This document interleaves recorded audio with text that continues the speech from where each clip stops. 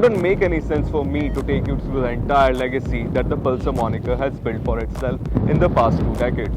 You know, I know, and the whole Indian motorcycle community knows and reckons the fact that Bajaj Pulsar has sort of revolutionized the Indian motorcycling scenario. And the reason why I'm blessing your screens with my presence, ये थोड़ा ज़्यादा हो गया, is because there's a new Pulsar in town. Welcome to BBC Top Gear Mag India. This is Anand Pandey and we are out riding the Bajaj Pulsar N160 in this lovely weather. When Bajaj dropped the Pulsar 250 twins like a set of nukes on its rivals, it was destined that the same platform will trickle down to the smaller Pulsars as well. Now you must be wondering that Bajaj already has a 160cc motorcycle and that is the NS160. So was there any need of bringing another 160cc motorcycle? Well, it's claimed by Bajaj officials, the NS160, it might be a little outdated, but it still sells like hotcakes in some particular niche markets. The NS160 might still look the part, but it definitely started showing its age and it was about time to roll out an update. So what exactly has changed in the N160 as compared to the NS160?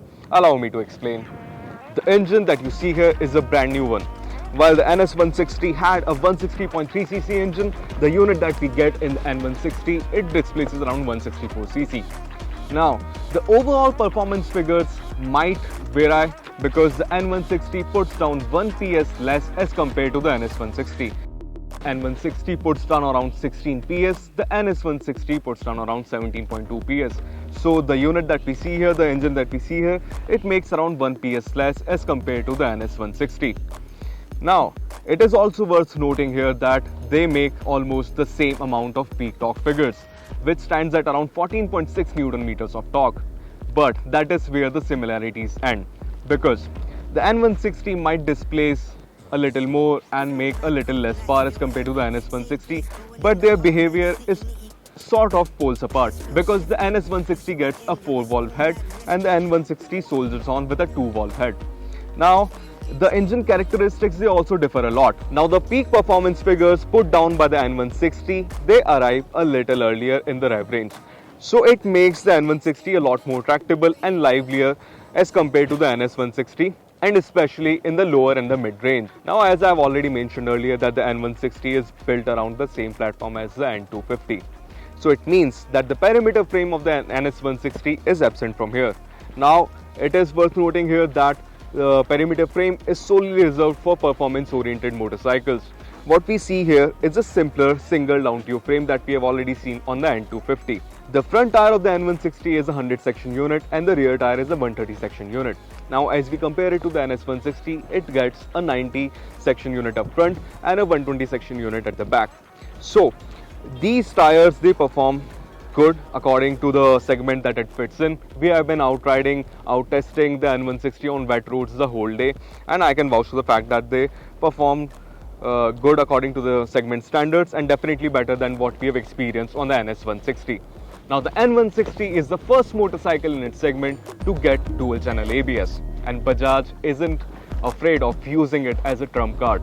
So the N160 gets a dual channel ABS unit. The front brake measures 300mm and the rear measures 230mm. But if you get yourself a single channel ABS variant, the front disc brake size will get reduced to around 280mm, but the rear disc brake will remain the same. And also I would like to mention that this spanking livery, this stealthy livery that we see here, is solely reserved for the dual channel ABS version. Now, as the N160 shares its platform with the N250, it shares everything. I mean, legit everything apart from that engine, obviously. So it gets the same suspension components, the same braking components as well. Up front, we get to see a 37mm telescopic fork, and if you get the single channel ABS variant, you will get 31mm, which is a lot skinnier as compared to the one that we get to see here. Now, the rear unit that we see here is a monoshock gas start suspension. Now, all this new chassis, the new tires, the new engine, how they all come together, I'll tell you in a while. The NS160 might be a bit more spec'd up when it comes to its overall underpinnings, like it gets a perimeter frame, but when it comes to overall features, it definitely feels a bit ancient now. But the N160 has soldiered on because it was about time that Bajaj took the Brawl ahead to its tech-laden rivals. Now the N160 gets the same infinity display that we have already seen on the N250, so there are no bezels around and it shows a host of information and more information as compared to the NS160.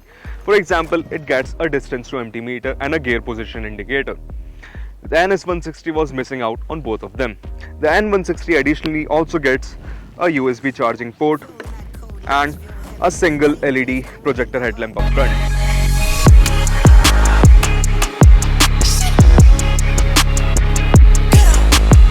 Design-wise, there isn't anything significant to talk about, as the overall design philosophy is just a copy-paste job from the N250, save for the side-slung exhaust because the N160 gets an underbelly unit. The front end might remind you of a certain Japanese naked street fighter, but there are many elements that set the N160 apart. The N160 retains N250's beefy 14-liter fuel tank and carries forward the Pulsar legacy of muscular fuel tanks. The rear end is yet another nod that it is indeed a Pulsar with its twin vertically stacked tail lamps. Bajaj has evidently stated that the powertrain which pumps the heart of the N160 is an absolutely new unit. It gets a 2-valve configuration with SOHC architecture and displaces around 164cc. With the N160, Bajaj wanted to provide a strong low and mid-range, and that becomes pretty evident right from the word go. The peak performance figures of 16 PS and 14.7 Newton meters are delivered a little earlier in the rev range as compared to the NS160. So when it comes to usable power, the N160 comes out as a livelier and gruntier machine. The torque spread is nice and low as it starts pulling as soon as the tachometer crosses the 3000 RPM mark. The mid-range is quite pronounced too. And even when it is sprinting towards its 9500 RPM red line, the performance feels adequate. One thing which shines the most in the engine department is how refined the motor feels. The N160 can sit at 90 km per hour the whole day long in 5th gear, as the engine is thrumming nicely at 6000 RPM. The exhaust note deserves a special mention here because the N160 is loud. I would even go as far as saying that it sounds louder than it is actually going. The 5-speed gearbox has been carried over from the N250 as well, and it is a very slick unit. Since it borrows its underpinnings from the N250 including the tubular frame, suspension and brakes, it is almost identical to its elder sibling. For a naked street fighter, the ergonomics are a little weird though, because the handlebar is tilted away from the rider, so you have to hunch a little forward to grab the bars. We are used to sitting quite upright on street fighters of this class, but the N160 is quite unique in that regard. Whether it is a good thing or not, it all depends on how you like to sit on your motorcycle. Bajaj might have ditched perimeter frame for a simpler chassis, but the N160 still feels planted and agile. The dual channel ABS variant tips the scale at 154 kilograms, making it the heaviest motorcycle in its class, but as soon as it takes off, the N160 almost feels weightless, and that is because of the agility offered by the front end. The suspension setup is nicely tuned by the folks at Bajaj because it offers pliant ride quality without hampering the overall dynamics of the motorcycle. Our stint with the N160 included some lunar expeditions as well, as we had to deal with moon-like surface that we call our roads, but the N160 managed to keep me comfortable throughout the day. We have no complaints regarding the braking department as well, because it comes with enough firepower for the amount of performance it packs. The first in segment dual channel ABS accompanied by strong and assured braking performance really impress, and especially when you are riding in such conditions. Now, what strikes as a stark realization is the fact that the Bajaj Pulsar N160 is a definite upgrade over the NS160. Now, Bajaj has also made it clear that they won't stop selling the NS160. So both the 160cc motorcycles from Bajaj's stable will coexist together, and the reason is because the NS160 still sells like hotcakes in some particular markets. So this is all about business. Now, the N160 feels more agile and more planted as compared to the NS160. It is even more refined than that, and it comes with a lot more features as compared to the NS160, which is sort of an archaic proposition now. But the only thing which I think is going to hold its potential buyers is going to be its premium price tag, because as compared to its arch rival, the TVS Apache RTR 164V, it costs around 10,000 more. You know what would be great? Pitching these age-old rivals in a battle, battling it out against each other in this modern era. Now that calls for a comparison. And on that high nostalgic note, this is time to say goodbye. Thanks for watching this video till the end. This is Anand Pandey from BBC Top Gear Mag India signing off.